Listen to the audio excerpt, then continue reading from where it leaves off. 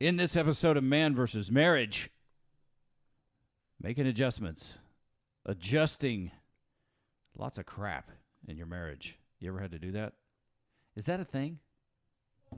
The podcast. How good do you want your life to be? It's truly about becoming the best version of yourself that's possible. This is Man vs. Marriage. The podcast. Welcome back to another episode of Man vs. Marriage. It is I, the Q Diggity Dog, in the Moran family studio with my lovely wife, Jeannie Moran. Jeannie, what's up? What's up, babe? We're getting started here, guys, and just to let you know, I miss Ashley so bad. Our producer is one of a kind, and since we have moved the family to Texas and she remains in California, a lot of these basic situations are up to me. So if the podcast is worse, not on a content level, but on a production level, I got one guy to blame, and that's me. So as we get started here, as you know, the email is Jeannie, Jeanne, at mvsmpodcast.com. Use it. Quincy at mvsmpodcast.com. And I don't have an E. No E in Quincy, Quincy. And also, if you find value in the podcast, go give us a rating.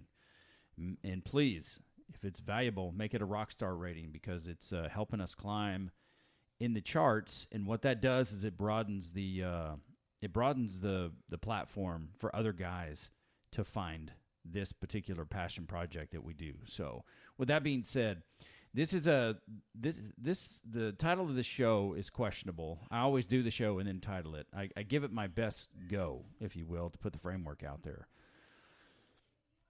But man, we've been arguing lately, and it could be a product of the move. It could be a product of mass change, entering into the new phase of life. So we'll just kind of try to set the table. It's going to be an open discussion, but listen through this, guys, because what I want you to do is I want you to hear our story and then take a step back and look at where you currently are in your relationship and see what you can draw out of this, because we're in the middle of it. We're not on the other side of it. We're on the middle of this thing, working through these arguments. And what's interesting that Jeannie and I talked about yesterday is that we argue so little now that a little argument seems cataclysmic, or at least it does on my side, because it's like, oh crap, we're arguing this, man, what are we going to do? What's going to happen? What's going to become of us? And I just had to back myself off the ledge and say, dude, you're arguing about teenagers. That's basic marriage. And you have mass change going on. Anyway, with that, do you want to start and talk about whatever this is? I mean, we're going to form the discussion, so I don't... No, this is all you, buddy. You said it was open discussion, so where are we going with this? Well, I was just going to tell the story. So about 5 weeks ago, we moved our family to Texas. This has been 6 or 7 months in the making. So we moved the family to Texas, and as we got here, a lot of positives. Some of the girls got jobs, and what that's going to mean, they've had to go to interviews. They have to be taken back and forth. They are working on the side of life where it's time to learn to drive, to be more responsible. And I would say our girls are a couple years behind, just because, and this is, I'm not disrespecting my kids, but when you have to, in my opinion, you've got to be at a certain maturity level before you take on driving. So they're a few years behind. The ages of our children, 21 is the oldest. Hunter Moran is our oldest child. And then we have 19-year-old triplets at this point in time, headed to 20. We have another girl who just turned 18. That's what we call our middle child, Ashlyn. She turned 18 in April. Our twins are 16, and our baby child, 14, headed to 15 in about a month and a half. So you when you know this big thing when you were a teenager, I'm going to be 18. I'm going to be 18. When I'm 18, this and that. And, you know, we've gone through some things with one of our children. And at one point, she had a countdown clock. She had this number of days until she was going to be 18. And things were going to be different. Honey, just a disclaimer. Hunter's watching Shark Tank in the other room. And if you're a longtime listener of the show, one of the approximately 10,000 people who've listened, you know there's going to be background noise at our family studio, and it's autism. It drives me insane. I know. I can tell on your face, and you know what? It used to drive me insane too, and it still does, but it's just life. So anyway, she had a countdown clock at one point, and then I sat the kids down, and I said, look, I know so-and-so has a countdown clock, and other older child, you can't wait till you're this age because you're going to take off and you're going to go spread your wings and fly. We all wanted to do it. I couldn't wait until I was 18 years old so that I could roll. I could go do my own thing, could be my own man, and go out and be an adult. And when you're young, that's what matters because everybody tells you 18 is where it's at. So with that, I sat the kids down. I said, listen, I respect the idea that you want to do, this is what you're going to do when you're 18, but there's something important you need to know. When you leave this house at 18, as you say you're going to do, you have to pay to live somewhere, and I'm not going to pay for that. So you have to pay for a place to live. Not only do you got to pay for a place to live, in order for the lights to work, you have to pay somebody for electricity so the lights work. And then if you want to take a shower or anything of that nature, you have to pay somebody so the water turns on. And it heats up. And then because we had gas appliances there, it's like, if you want to cook and use a gas oven or, want hot water, to your credit, honey, you got to pay somebody so that you can have natural gas in your home. And I said, look, and then if you're hungry and you want to eat, you got to pay somebody for food. And so I went through a rough estimate. At that time, we're in California. I went through a rough estimate to say, look, here's what it's going to cost you. And I'm no longer going to support you when you leave this house. With encouragement, and from time to time what we can do. But if you want to go make this thing on your own and you are set and you have, I don't know at the time, what was it when it started? It was like 400 days. Something like that. And then it whittled all the way down. It's like, 100 and something days. After this conversation, things changed. They said, look, if you need to go somewhere when you live on your own, you got to have a driver's license and you have to own a car and you have to be able to pay for that car for insurance and gasoline to get somewhere. Otherwise, you got to call Uber or a taxi, or you got to use your Lamborghinis, as they say. Oh, and the fun part is when you try to explain, it's not just gas and it's not just insurance. There's tires. Yeah. There's windshield wipers. There's maintenance. There's oil changes. There's all these things that brakes. Lord knows if you're my child, you're going to need brakes. Right. And these are all the expenses that you're going to have to tackle. Mm-hmm. And the fact is that I did and Mom did. We had jobs. Now, in our house, we have house rules. If you're going to get a job, there are certain requirements you have to meet when it comes to your studies, your chores, and, how you behave. Mm-hmm. And then, so after that discussion, it wasn't long after that I heard less and less. And if I'm wrong, just you're right. correct me. I heard less and less about the days that were numbered to move out. Mm-hmm. Doesn't mean we didn't have any less arguments about treat me my age. And I said, well, I'll treat your maturity level. You want to be treated this way. So it's, what I think is typical teenage stuff. And look, I think the argument then was she wanted to be treated her own age and she wanted more responsibility because she didn't feel like we trusted her enough. We weren't giving her enough responsibility. But then when we gave her more responsibility, when she talked to others about it, it was like, oh my gosh, I'm the only one doing this and I'm the only one doing that. And it's all on me. And I'm thinking, No, it's not. that's humorous. I mean, I'll give you credit. It's a good joke, but no. So with that, that changed. And then the immediate move out, it changed. I mean, when reality hits you or you really take some time to digest it, we've all had to go through that scenario. Now, turning 18, is it a big deal? Apparently, it is a big deal. It was to me. What can you do in America? Now, I mean, you can sign up for the military. You can register to vote. You can go to jail for punching somebody in the face now because you're an adult. But what does the actual adulthood mean? What is it?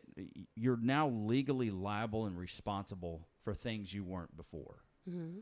But to me, in our country, maybe around the world as well, and it's, possibly part of the fault is us as this generation's parents, kids seem to be maturing less and it's taking longer. Now, I think we could probably go all the way back even to the time when we were teenagers. Our parents had to mature very fast. Yeah. But I was still a part of that crowd that was like, I have to get my driver's license. I have to get a job. I have to do these things. And I was able to do it, thankfully. And we were dirt freaking poor at my dad's house. We just were. And my mom wasn't made of money either. Fortunately, I was able to get my permit, get my driver's license, and my dad was able to provide me with a car. So I did the driving back and forth to school. I got a job. I kept the job, etc. So did I have to pay my dad rent? No. Did I have to pay him for food? No. But I was doing the things that I was supposed to do with my schoolwork, with my studies. Not great at all. I figured out too late, like halfway through my junior year. It's like, oh, crap, I better try. And then I started trying, and I did pretty well. Not an intellect by any means. So, you fast forward. Now you're 18, and you start to get you start getting pushback. Well, I'm 18. I'm 18. I'm that. And the girls get jobs, and they have to be driven there, and they have to come back.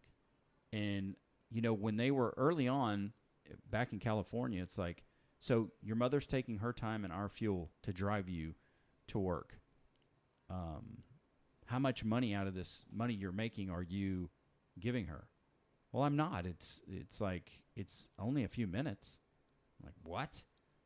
I'm not giving mom any money. It's like, it's her time. It's our fuel. We're driving you so you can make money. I get, thanks, Mom, and I get, you want to go to Dutch Brothers? I'll buy you a drink. What it's like, children of mine, I have raised you to be courteous and to just have consideration if you are putting a burden on somebody else. So it's like, you both, and it was met with a lot of resistance, you both are going to start giving your mother something for taking her time.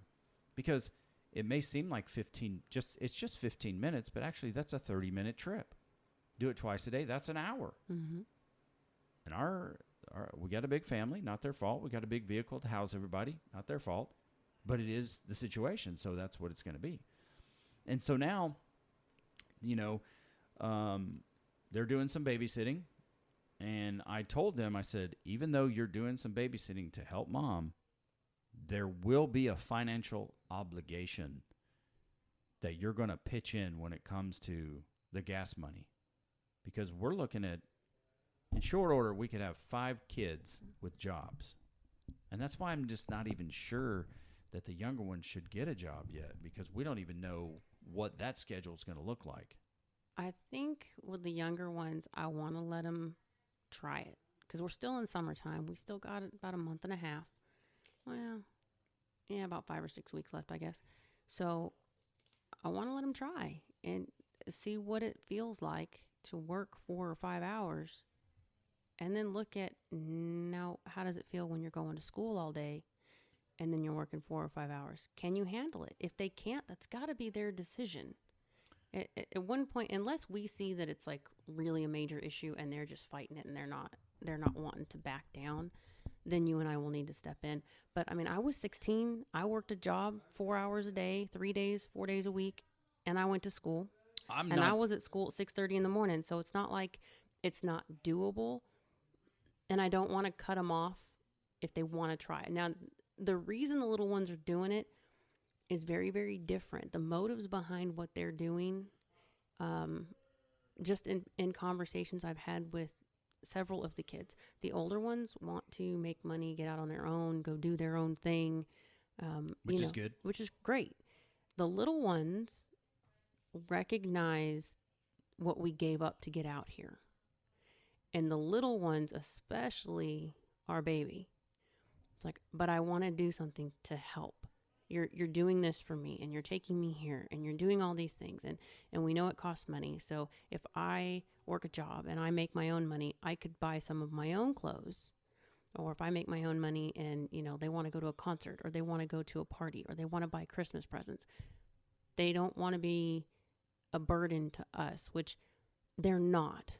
Yeah. And I've explicitly explained that's not how you and I feel about the situation.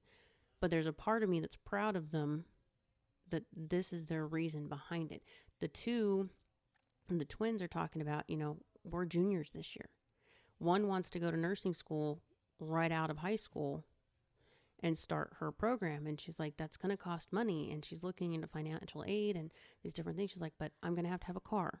She says, I want to live at home while I go to school, but I'm going to need to work. I'm going to need a car. I need to pay for school. I don't want to be buried under loans. Like, she's already planning her future 2 years ahead. And a lot of that, I think, is because she's watching the older three right now. And she's like, no, I'm not going to be, working 3 or 4 hours and calling that my life now. Well, I just want to clarify. I have zero concern that it'll be too much for the kids working. No, it'll be a pain in the ass for me because I got to drive. My concern is for you.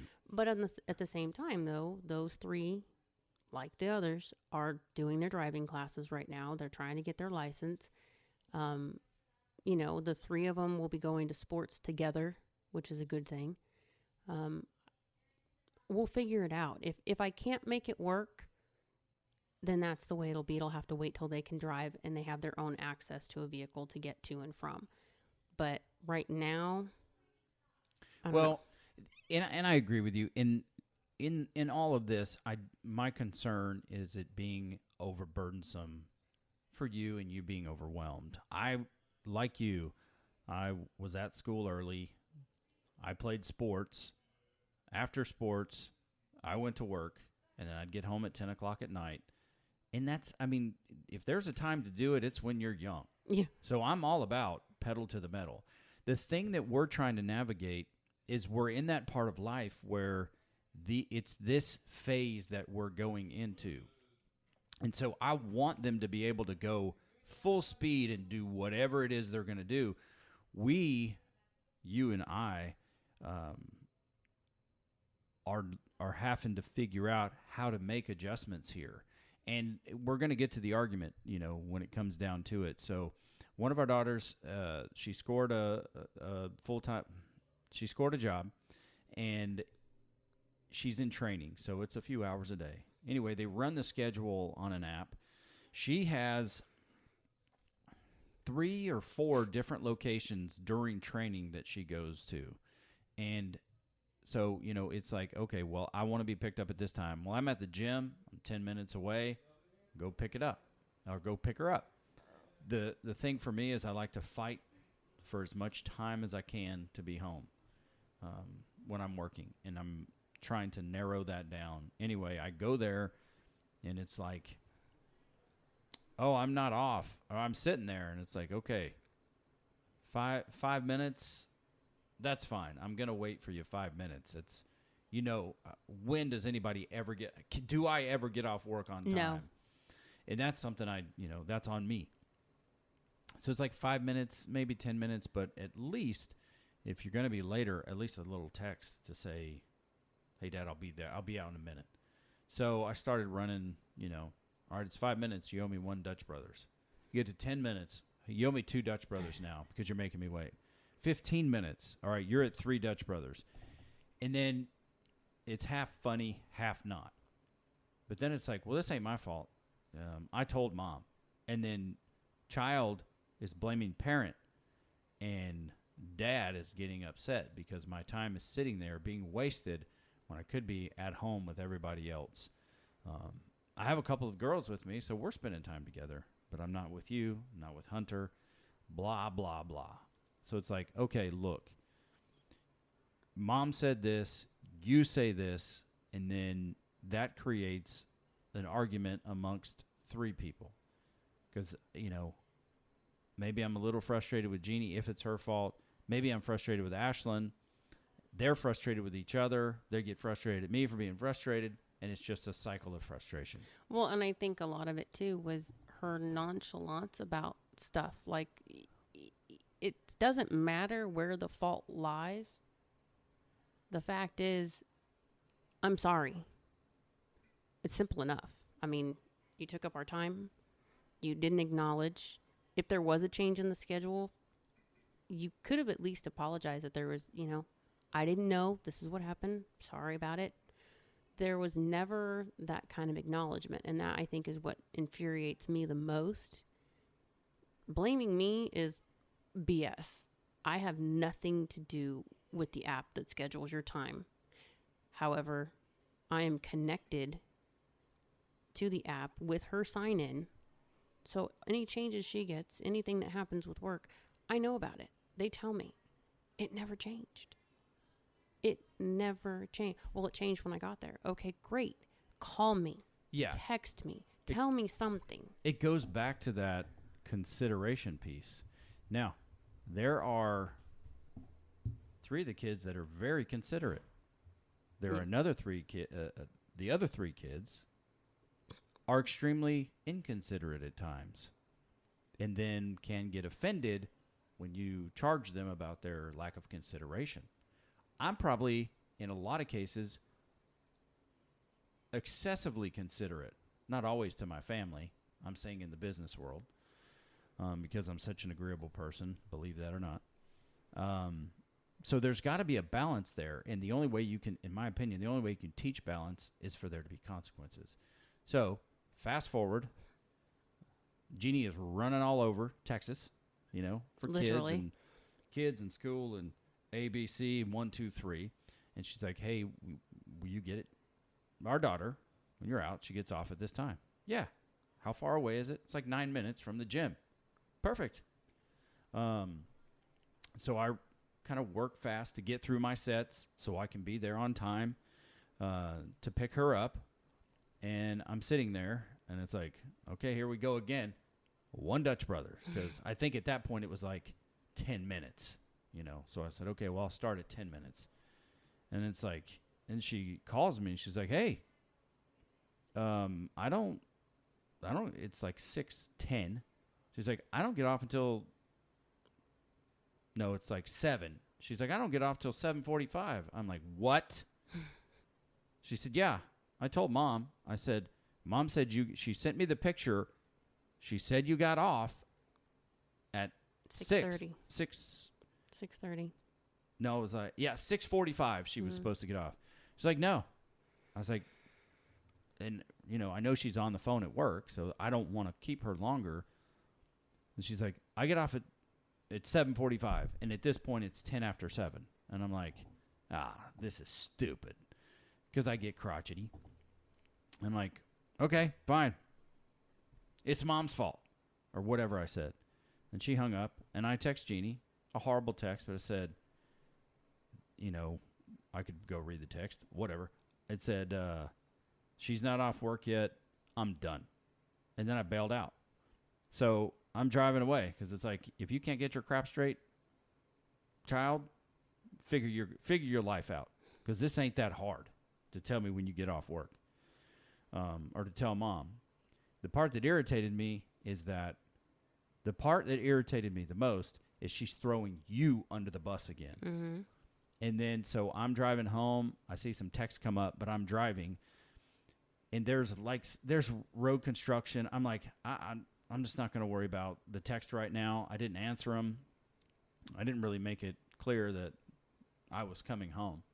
So I got home, and it was supposed to be a really great, exciting evening. Oh, it was exciting. I don't know if that's the word. Anyway, so I get home, and Jeannie's like, "You left?" I said, "Yeah, I left her there." And whatever. And we started having words, and I'm like, "You girls need to figure this crap out. Like, get on the same page with the freaking schedule. Otherwise, I'm here to help." That's what it was. It was something like, "I'm here to help." Now, I'm here to help, and now I'm the one being screwed. something like that. Yeah, something eloquent like that. I'm done, which means I'm done. So I drive home. I don't have the daughter. Jeannie finds out I don't have the daughter. She's mad. I'm already fired up. And I tell you girls need to get this crap, get it figured out. I'm happy to help. Just figure out what time to get off work. It's not too much to ask, in my opinion. And then Jeannie's pissed. She's like, "Oh, fine. Well, it'll just all be on me." I think that's when I said, you girls need to get this crap figured out. And I don't know what word. I remember the F word because that's what severely pissed me off. Because I was telling you it was not me. It was the effing app that is wrong, or the daughter. But I was getting thrown under the bus on both sides because she's blaming me. It's got to be my fault, even though, according to her, it changed. It never changed in the app. I checked it repeatedly, even when you were coming home. It never changed. So if it changed at work, the person she should have called should have been me. I agree. To let me know, hey, this is what happened. Can you let Dad know? Because then that gives me an opportunity to say, okay, you can come home. I can go take care of this. Or do you want to hang out and wait? We have an open discussion that needs to happen at that point. Or you have a little extra time at the gym so you can continue to work. That's my point. Yeah. But without telling me and then shoving me under the bus, and then you're pissed at me because you don't know which one of us is really wrong in this situation. Oh, trust me. I have a very, very distinct opinion about who screwed this up. I understand that. But what you text me and then followed by "I'm done," that's where the F word came very prevalent. Very, very prevalent in my mind because I was pissed. Well, you know how I feel. That's why I didn't say it at you. I said it about the app. And that's where that's what I had to just pump the brakes and get some distinction there, because I about came off the rails. I know.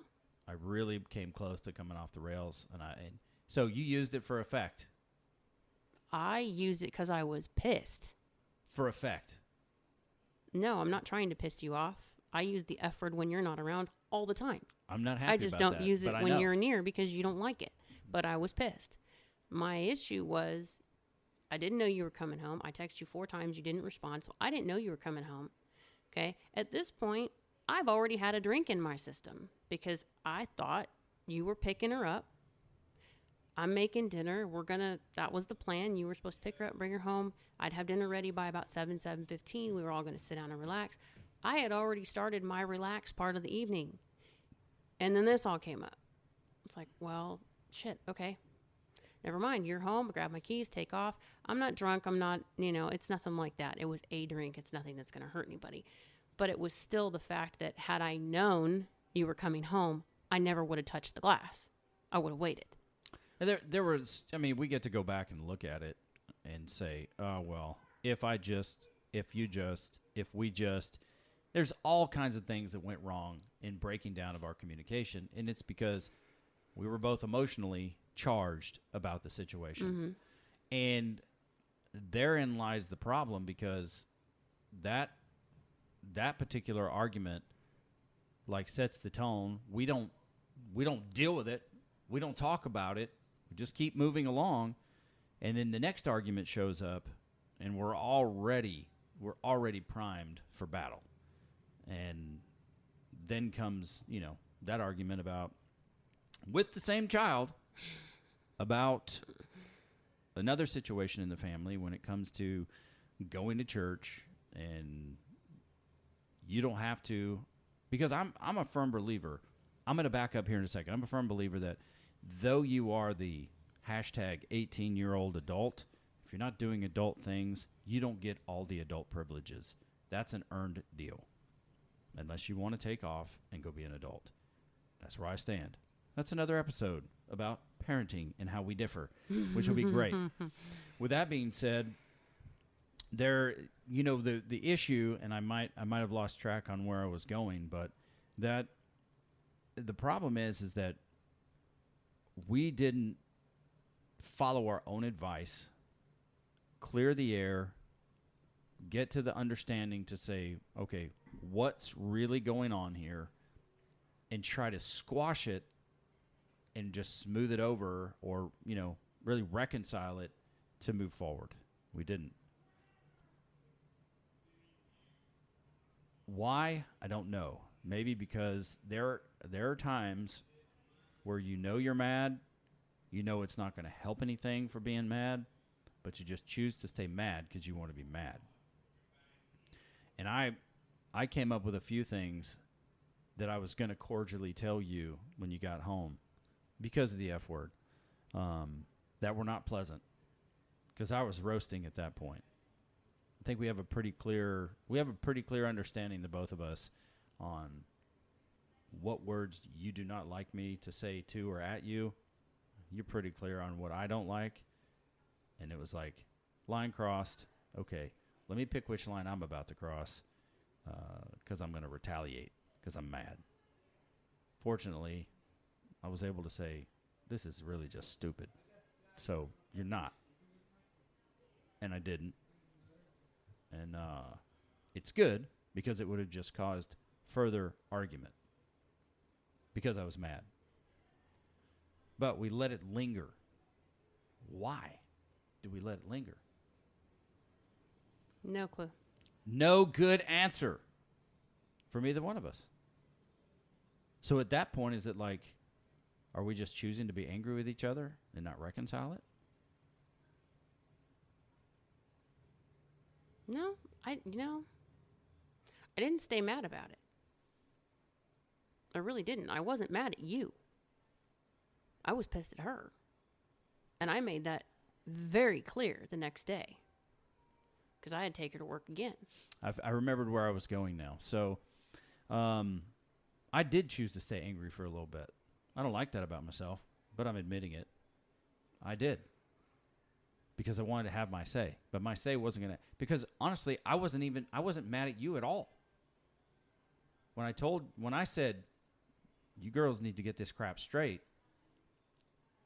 it's like, we have a saying at work: you're only as good as the information that gets put in. That's it. Leaves a lot of room to fail if you don't have the right information. 2 for 2 this girl was on screwing this up, and 2 for 2 throwing you under the bus. So I should have just taken that step back. In the future, if you're texting and I'm not responding, please call. If I'm being a turd, it's not like I'm going to ignore your call. But that was my fault.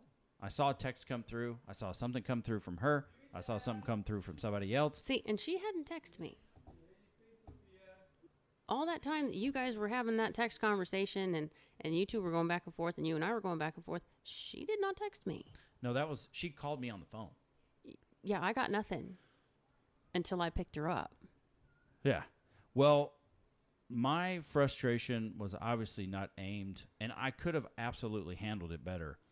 The thing is that there comes a point, I think, with where we are now, that there has to be a hard consequence. So I think a positive will come out of the situation. I just could have handled it better by communicating more effectively on your side to say, hey, I'm leaving her tail here. Of course, if you would have said, well, here's the situation, I said, oh, fine, I'm going back. But I'm going to illustrate in a very cordial way how this will be the last time until she gets her crap straight. So now we have a different plan, which is you can give me the full understanding of the plan, because as long as the information's good, I'll go pick her up. It's totally fine. I can't guarantee the information's good. That's the problem. Okay, but that's what I'm saying. Now it's like, okay, you're going to communicate to us via your schedule when you work. We're going to get you there. If something changes, you're going to text us right away to let us know, because it's the courteous thing to do. It's having consideration. Well, she did yesterday. She let me know that because she's supposed to be off at 4:45. She called me at like 5 after 4 and said she was going to stay until about 5 because she was going to have them show her how to tear down and clean up and whatnot. And she said so she would be done around 5 o'clock. I said, okay, I'll be there by 5. I said, but you better be out in my car because I need to be on the road headed home before 5:15. I've got plans tonight. You know, we had somewhere we were supposed to be. And at 5:02, I was on the road. I had just left the house, and I get a phone call. Well, where are you? Yeah, very, very interesting. I'm like taking my sweet ass time to get to you right now because that's the part that pisses me off. It's like, it's okay to screw my time. Mm-hmm. It is okay to screw your time. But God forbid you should make a child wait. Or tell a child, no, can't do it. Sorry. Now, right now, she's got I'm having fun with this one in my head, but because she's got a team, like a work thing where they're all going to a game. And you put your name in, the work's buying the tickets, they're all going to go. And I said, okay, well, who you carpooling with? What do you mean? Well, in order for you to go to that game, it's a 35-minute drive for me, number one. Number two, I have to pay parking.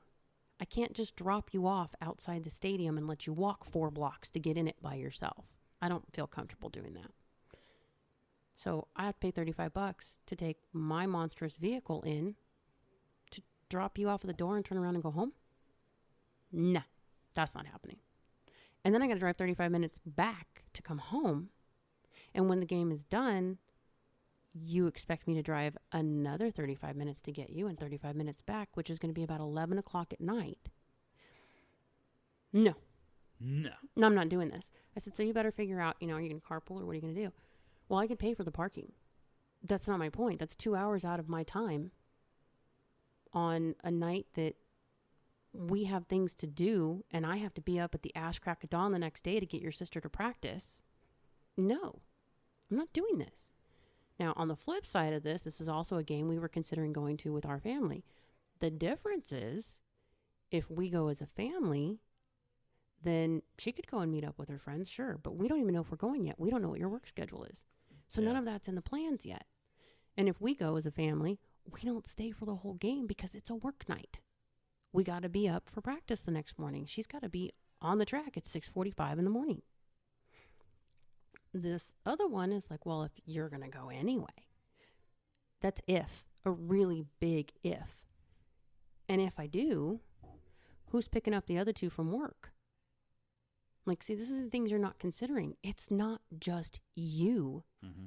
I'm driving all over hell and creation. I've got 9 other people in my life, including myself, that I have things to do for.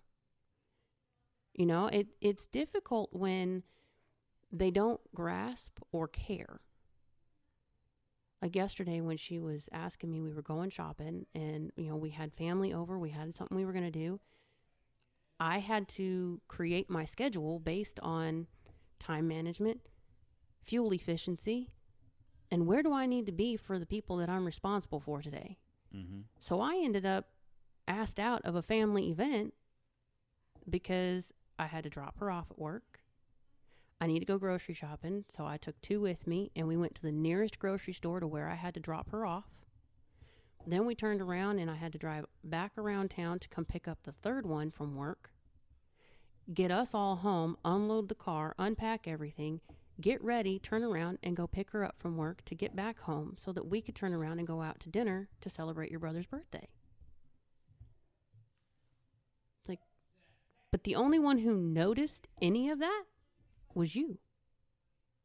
No one else noticed that I missed his party. No one else noticed that I was doing grocery shopping in between or that I was in a different area than we normally go shopping. Nobody noticed any of that stuff because it's just stuff that I do, I guess.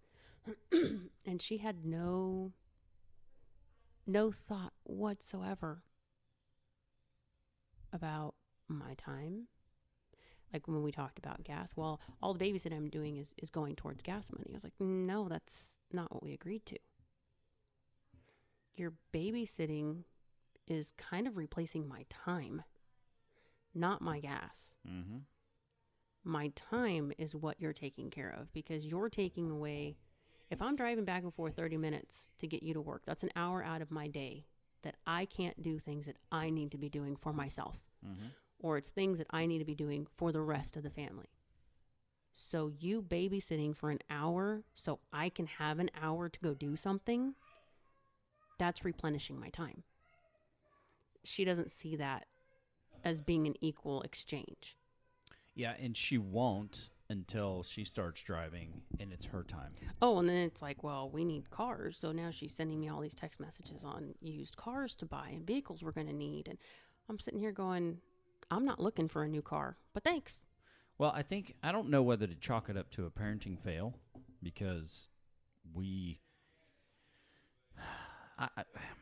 is it a parenting fail, or is it just A stubborn child. the human being? And I'm happy to take responsibility if it's a parenting fail, but I believe I have really rigidly taught the family about consideration. And we've gone through it, audibly. But now it's really the practical side of things. And saying this, it's like, here's what I see has worked. This is what's come out of it.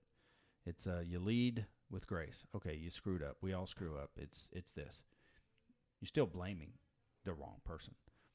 Well, you're not apologizing. Common courtesy, I don't care. Business world, family world, daily living. If someone in your path has been hurt, wronged, or something was misconstrued or misunderstood, it is the common courtesy thing to say, you know what? I apologize. Be it your fault or not. If they screwed up the app, if they screwed up her time or her schedule, granted, that's not her fault. But it is your fault for not communicating. So common courtesy, we've taught all of them this. Just acknowledge. Yeah, if you make a mistake, own it. And, move on. And do your best to do better next time. So with that, it's like phase one is grace. Okay, you owe me this. No, it's not my fault. It's mom's fault.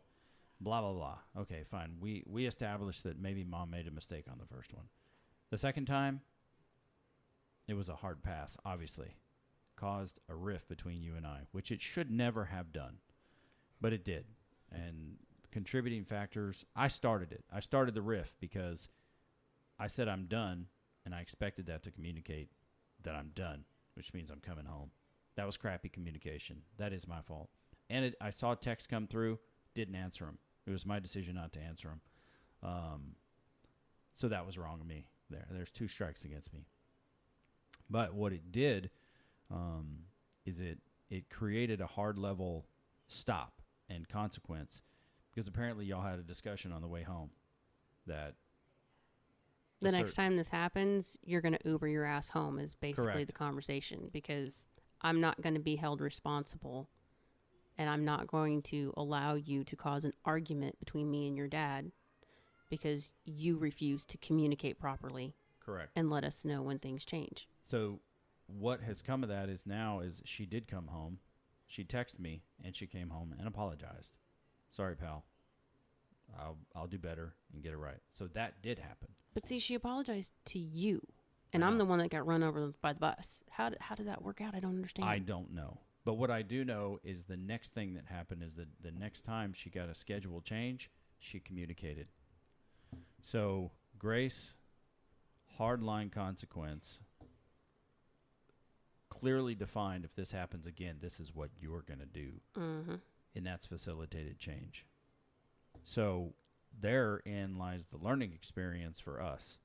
There's a lot of crap that went wrong with the communication side of things, just between you and I. Yeah. Because we don't need, but we're like spread really thin right now, which is not an excuse. is we're getting our legs here in this new land, new job. A lot of new stuff is going on, and I didn't give enough grace just for that. Well, and I don't think that we're getting enough time, just the two of us, to talk through everything. We're not getting we did get our date night, and that's great, but I think right now, because there's so many moving parts and so much new, like just taking you out the other day, I automatically assumed you knew how to get Hannah to work. And I don't know why I thought that. I'm thinking in my head that you drive around all the time in your sales truck, because where we were before, if you were working in Lancaster, you were driving around Lancaster in your work truck. If you were in Ridgecrest, everywhere you go in Ridgecrest. It was just one of those things. Well, this is where we are. You should know this. And it didn't click until you were like, babe, which way am I turning? Like, can I go over here and miss the train? Like, it dawned on me. I'm like, holy crap. I've been driving this place for 5 weeks straight, kind of getting my bearings. You've been driving 30 minutes away and then some and getting your bearings there. Yeah. So And we're purposely not using the GPS so that we find our way. Well, I'm using it, but I'm pissing it off because I'm not listening to it. I'm just using it so that if I'm learning which streets will get me there and which streets won't, but I'm driving on my own just because I want to see if I got on this road, am I going up to Oklahoma, or am I actually going to be able to turn right and go home? So then what I should say is I purposely did not use the GPS so we could find our way. Oh, yeah, no. And so, I mean, what the heck can we draw out of this? And I hear, a few things that will help us. One of them, we got there really crappy, but it has effectively changed the situation. Mm-hmm. And that situation is going to be better. And not to say that if it happens again in the next, month, it's going to be like, okay, well, this is it. The plane crashed. It's all over. I'm not saying that. But it did set a good example for the other two also, because they're starting jobs now too. And I asked both of them, what's your schedule? Well, I start at this time. Okay, great. What time will we pick you up? Well, I don't know. Okay, so here's the deal. When you get to work, you have until the end of that shift to find out what the rest of your week looks like for me, or at least the days that are on the schedule with a start and a stop. Because if I don't know where I need to be when I need to be there, you're going to be calling somebody else to come pick you up. I can't be in 10 places at one time. Yeah, for sure. And so I see that, but really, even when we're not going out, we've got to pick a day. It's going to have to be a different day every week just until I get my travel schedule done, where we've got to come back up here. We've got to get away and have our date and communication night. Even if it's Sunday, I know generally if we're not podcasting, we do money, but that's not the good day to have the scheduled discussion. No. Because we have to have that family and logistics check-in, which we've been talking about doing, but we haven't done. So I've got to mark that down, because we've got to. I'm a let's remove all the excuses kind of guy, and that's like, let's get that part there so that we're synced up. Not that either one of us is going to remember everything, but at least we are engaging in the discussion. So it's what we talk. Coffee talks without the ratings. Yeah. So coffee talks has got to happen. And then fully articulating to everyone, like a sit down, just a 15-minute sit down to say, okay, here's what happened. Here's what went wrong. Here's how it got made better. And this is everybody's expectation as we go forward. One of our daughters, it's like, oh, great, you got hired. How much money are you making an hour? I don't know. What? How many hours a week are you going to work? I don't know. It's like, you're the one that had a job already. How do you not know this stuff? So, My favorite. like I say, when do you open and close? I'm not sure. Well, those are kind of important things to know. If they're telling you be there at 9 and they don't open until 10, I would double check that. Is someone going to be there at 9 o'clock? Are you sure? Like, these are little things Yeah. You know, when is payday? I don't know. When does the schedule come out? I don't know. How many hours a week are you working?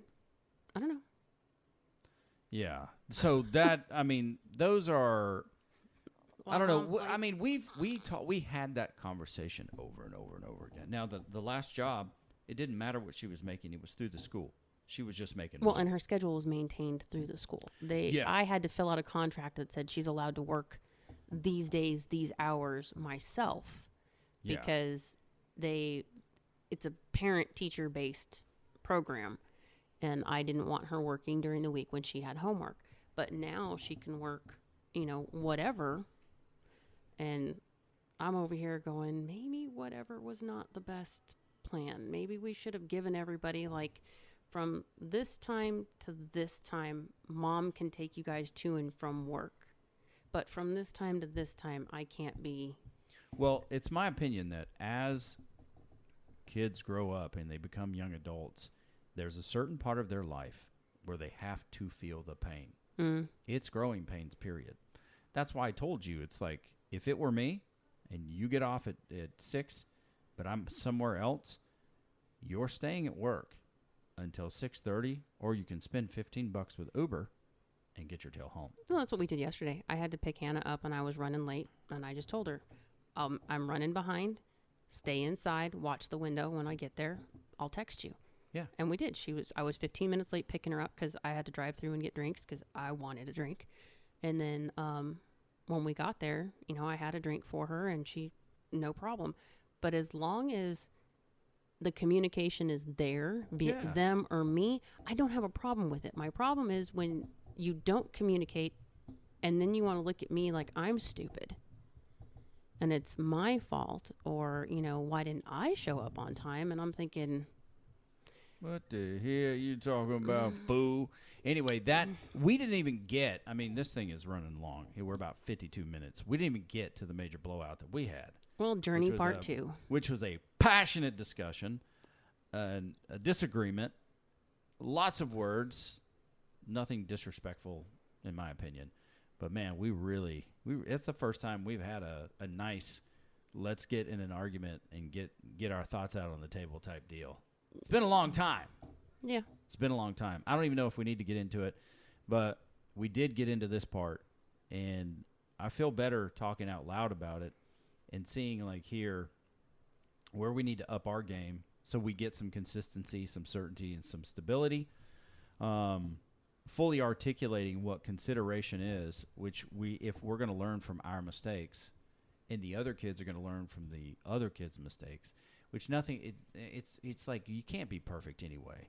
But in order for them to grow, even for our other daughter that got a job first, and for her to grow, we just have to be open and communicate about it and say, this is the expectation. You're either going to meet this, try to renegotiate it, or you're going to be on your own with it. And that's going to be that. Mm-hmm. And that's the kids that are under 18, since 18 is this defining number, their situation is different. The kids that are 18 now, which all the kids are on not all of them, but the majority of the kids are on a path to independence. That's what we're preparing them for.